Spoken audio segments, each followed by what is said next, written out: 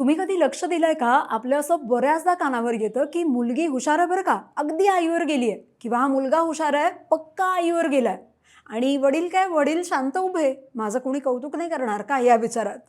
पण आता सायन्स म्हणतंय, की लोकं हे उगीचच नाही म्हणत.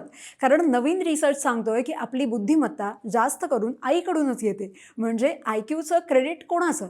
तर आईचंच. बाबा लोकांना हे जरासं वेगळं वाटू शकतं, पण हेच सायन्स बोलतंय. शास्त्रज्ञ म्हणतात, की हुशारीचे बरेचसे जीन्स एक्स क्रोमोसोमवर असतात. आता आईकडे 2 एक्स आणि बाबांकडे 1 एक्स आणि 1 वाय असतो. म्हणजे कंपॅरेटिव्हली बाबा एक्सचा शॉर्ट सप्लाय करू शकतात आणि आईकडून अर्थातच एक्स जास्त मिळतात. म्हणूनच हुशारीची बेसिक सेटिंग तिथूनच बनते. पण हुशारी फक्त जीन्सनं येत नाही. तर लहानपणी आई ज्या गोष्टी सांगते, सतत बोलत राहते, "असं कर, तसं कर बाळा." ते सगळंही मेंदूचं कनेक्शन जागं ठेवतं, जागं करतं. केम्ब्रिजचे संशोधक म्हणतात, की ज्या मुलांना आईसोबतचा चांगला बॉन्ड असतो ना, ते पुढे जाऊन जास्त आत्मविश्वासी, जास्त सॉलिड लॉजिक असलेले आणि प्रॉब्लेम सोडवण्यात मास्टरही होतात. मग वडिलांची भूमिका या सगळ्यात काय?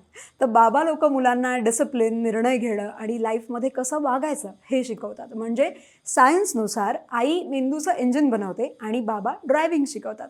तुम्हाला याविषयी काय वाटतं? कमेंट करून नक्की सांगा आणि लगावतीला फॉलो करा.